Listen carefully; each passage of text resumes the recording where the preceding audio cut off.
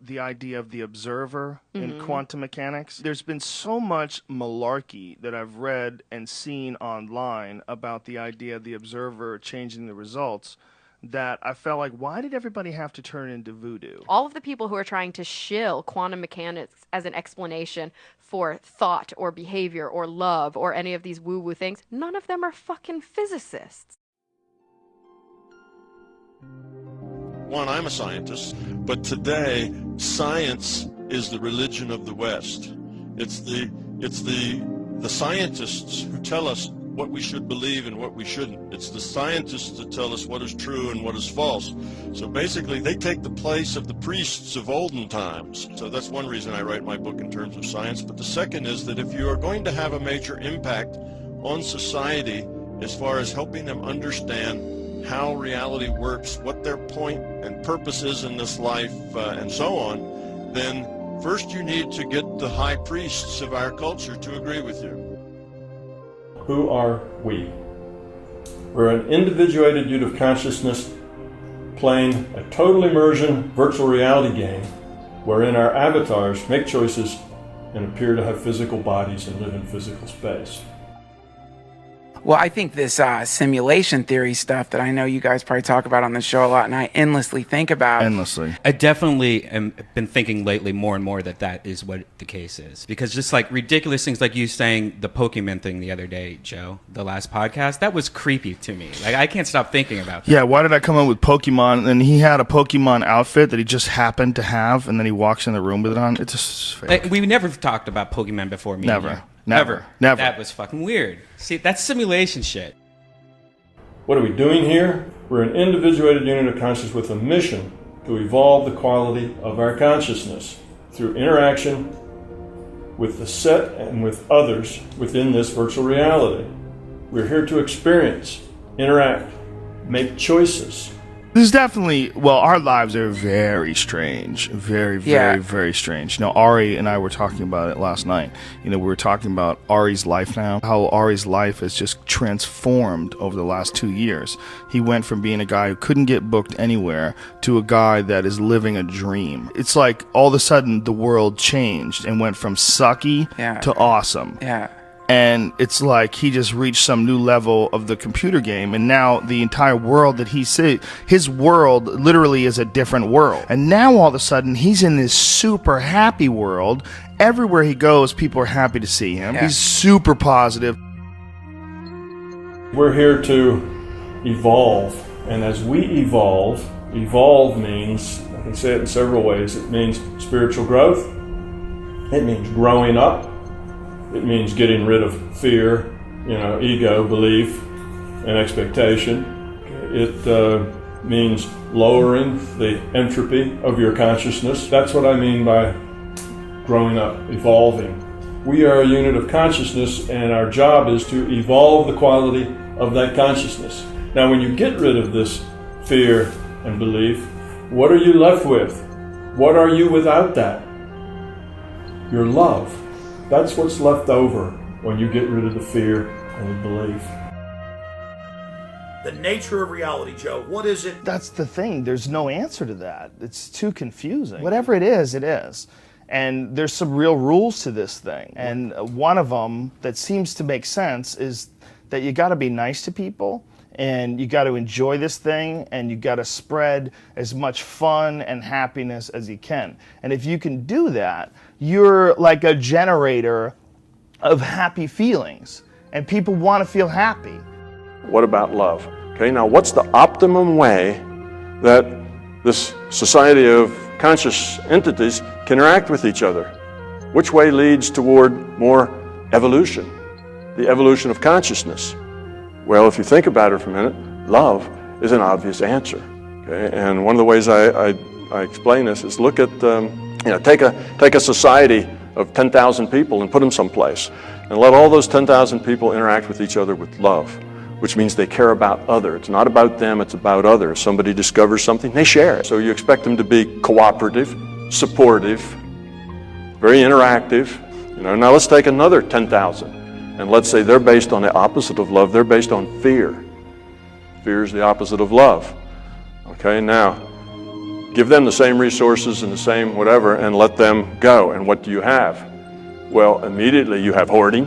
This is mine, and now I have to protect mine from you taking it away from me.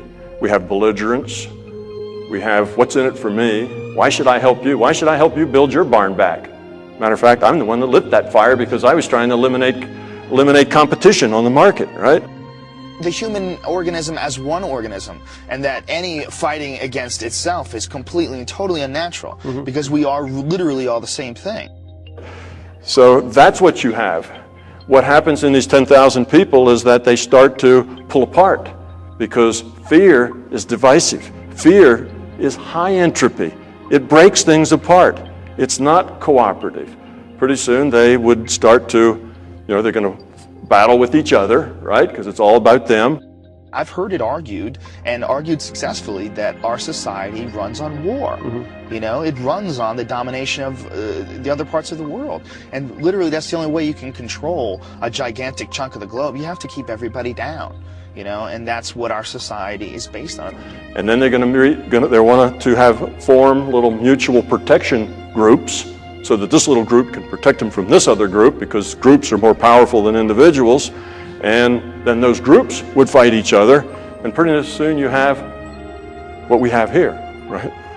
Pretty soon you have this physical matter reality. The idea that it should be okay to go somewhere and engage in war to protect a society that wants to go places and engage in war, that's insane. Whereas a few of these groups own 95% of all the resources, and everybody else has to feed that machine.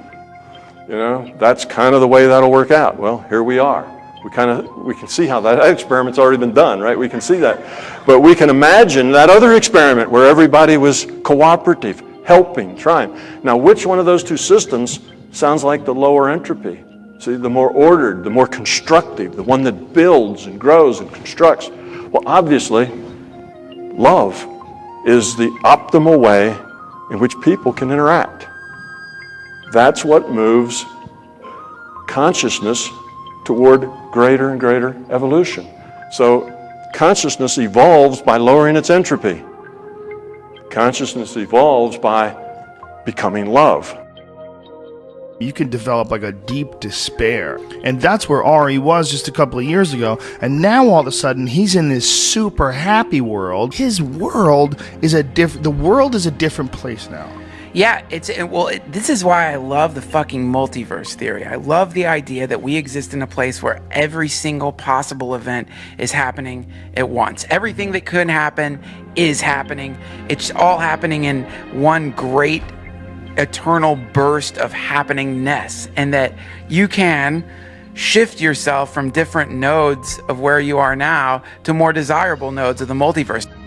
You can live in multiple realities all at once. You don't have to be just constrained to this linear, Western rational reality. You can live in a much bigger reality space. I'm also not just in this reality. While I'm at work and while I'm doing this stuff, I live and exist and experience in several realities kind of simultaneously. So I live in a bigger world. And that's what goals are. Having a goal is a form of visualizing the specific node of the multiverse that you would like to be existing in, and the contrast between that place and where we currently are. And it's like a grappling hook that you're throwing through infinity. Instead of living in one reality or another, I just live in the larger reality all the time. And the thing that's neat is that they help. I'm better at solving problems at work because I see the problems from a different perspective.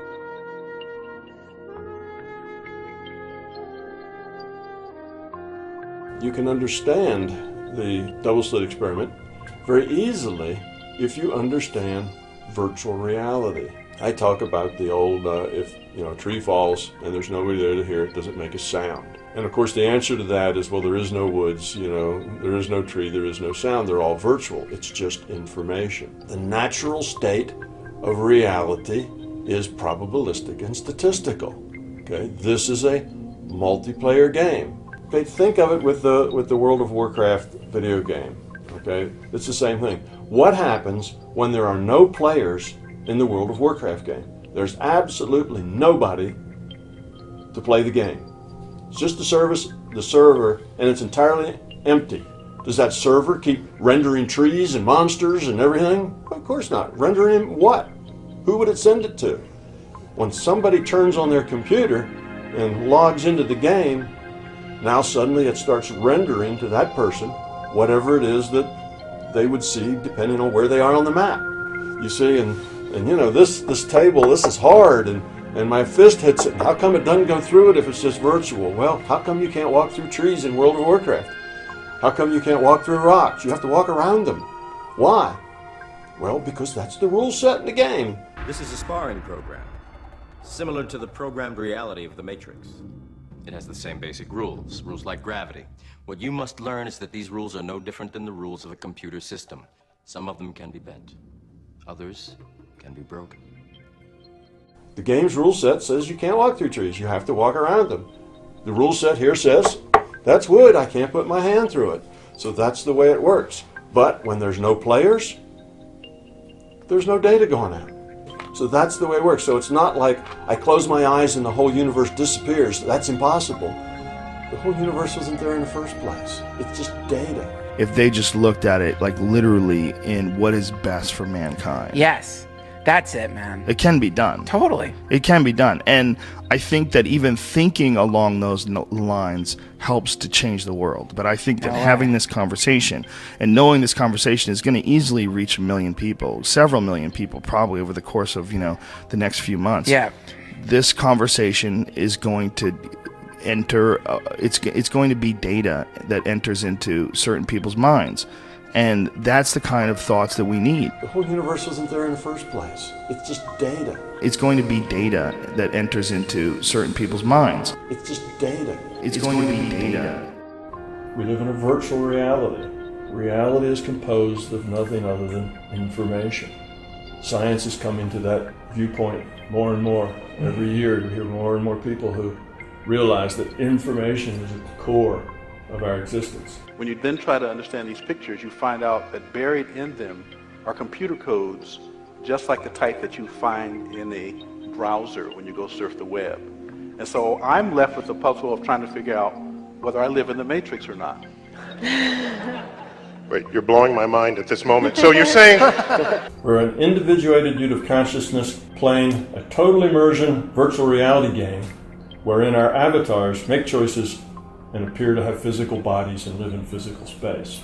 Are you saying your attempt to understand the fundamental operations of nature leads you to a set of equations that are indistinguishable from the equations that drive search engines and browsers on our computers? That is correct. So, wait, I have to just be silent for a minute here. Information is the meaning, the content, the message, not the media, not the code symbols. So you're saying as you dig deeper, you find computer code writ in the fabric of the cosmos? Into the equations that we want to use to describe the cosmos, yes. Computer code? Computer code, strings of bits of ones and zeros. It's not just sort of resembles computer code, you're saying it is computer code. It takes a consciousness to get the information. Okay? Information requires a consciousness.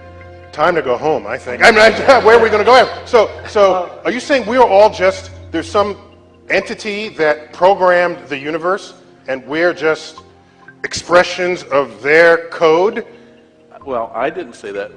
Some of those like the Matrix? That's what you said. To answer your question more directly, I have in my life come to a very strange place because I never expected that the movie The Matrix might be an accurate representation of the place in which I live. Do not try and bend the spoon. That's impossible. Instead, only try to realize the truth. What truth? There is no spoon. There is no spoon? To have Joe Rogan and Tom Campbell on the same podcast Be sure to tweet and share this video on Facebook and Twitter. You can also share these videos on Joe's and Tom's forums using the links in the info section below.